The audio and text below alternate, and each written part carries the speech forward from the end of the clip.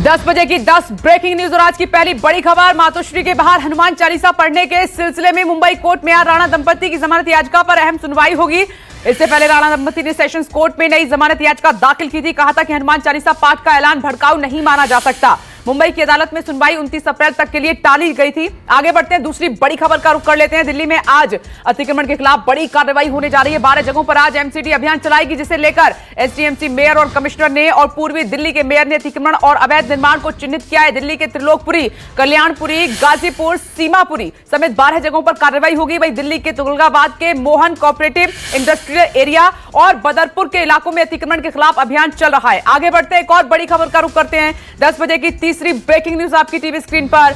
Money laundering के मामले में शिवसेना सांसद भावना गवली को ईडी ने समन भेजा है। ईडी ने भावना गवली को अगले हफ्ते हाजिर होने के लिए कहा है। भावना गवली अगर हाजिर नहीं होती हैं तो ईडी गैर जमानती वारंट के लिए कोर्ट का दरवाजा खटखटा सकती है। 5 मई को ईडी ने हाजिर रहने के लिए कहा है। ईडी पहले भी 3 बार भावना गवली को समन कर चुकी है, लेकिन वो एक बार भी अभी तक हाजिर नहीं हुई है। आखिरी वार्निंग है उनको। चौथी बड़ी खबर का रुख कर लेते हैं। कई राज्यों में हुई हिंसा के बाद आरएसएस प्रमुख मोहन भागवत का बयान आया है। भागवत ने कहा कि हिंसा से किसी का भला कभी नहीं हो सकता। मोहन भागवत ने सभी समुदायों को एक साथ लाने और मानवता की रक्षा करने की वकालत की है। साथ ही कहा कि हमें हमेशा अहिंसक और शांति प्रिय होना चाहिए। अखंड भारत का सपना जल्द साकार होगा, जिस पर लगातार काम हो रहा है। 5वीं ब्रेकिंग न्यूज का रुख कर लेते हैं। दिल्ली में तापमान बढ़ने के साथ साथ बिजली की मांग भी लगातार बढ़ती जा रही है। अप्रैल में पहली बार बिजली की मांग 6000 मेगावाट तक पहुंच गई। दिल्ली के ऊर्जा मंत्री सत्येंद्र जैन ने कोयला आपूर्ति को लेकर केंद्र को चिट्ठी लिखी है और बिजली संकट को लेकर मदद की अपील की। कोयला संकट को देखते हुए दिल्ली के मेट्रो अस्पतालों और जरूरी संस्थानों में 24 घंटे बिजली सप्लाई में दिक्कत हो सकती है।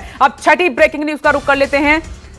पीएम मोदी आज बेंगलुरु में पहले सेमिकॉन इंडिया 2022 सम्मेलन का उद्घाटन करेंगे। 3 दिवसीय सेमिकॉन इंडिया सम्मेलन पीएम के उस दृष्टिकोण को आगे बढ़ाने के लिए आयोजित हो रहा है, जिसमें भारत को इलेक्ट्रॉनिक्स मैन्युफैक्चरिंग और इनोवेशन में आगे बढ़ाना है। इलेक्ट्रॉनिक्स और सूचना प्रौद्योगिकी मंत्रालय 29 अप्रैल से 1 मई के बीच आईटीसी गार्डनिया और बेंगलुरु में सेमिकॉन इंडिया 2022 कॉन्फ्रेंस का आयोजन करेगा और इस सम्मेलन में विश्व की कई बड़ी कंपनियों के सीईओ भी हिस्सा लेंगे।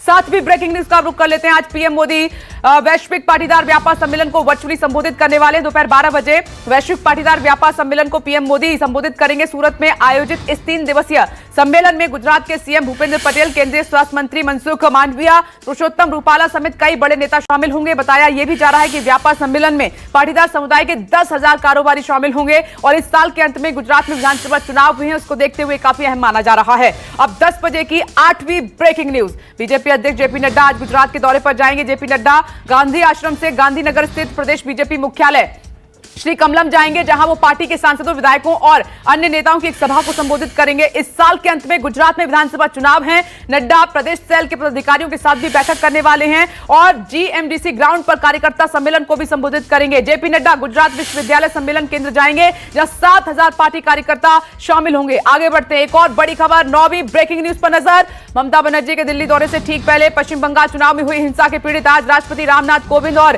गृह मंत्री अमित शाह से मुलाकात करने वाले हैं। हिंसा पीड़ित दोपहर 12 बजे राष्ट्रपति रामनाथ कोविंद से मुलाकात करेंगे। वहीं रात 9 बजे गृह मंत्री अमित शाह से उनकी मुलाकात होगी और इससे पहले सभी लोग पटियाला हाउस कोर्ट के बाहर शाम 4:30 बजे कैंडल मार्च भी निकालेंगे। इस पर नजर रहेगी। आगे 10वीं बड़ी खबर का रुख कर लेते हैं।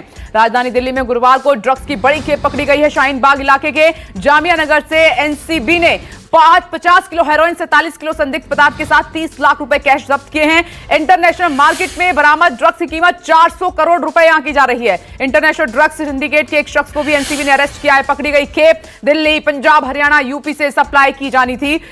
यह इस वक्त की 10 बजे की 10वीं ब्रेकिंग न्यूज है। नमस्कार, मैं हूं मानक गुप्ता। अगर आपको हमारा ये वीडियो पसंद आया हो तो इसे लाइक और शेयर जरूर करें और हां, हमें सब्सक्राइब और फॉलो करना ना भूलें ताकि आप देश और दुनिया की कोई खबर मिस ना करें। तो जुड़े रहिए हमारे साथ और देखते रहिए न्यूज़ 24।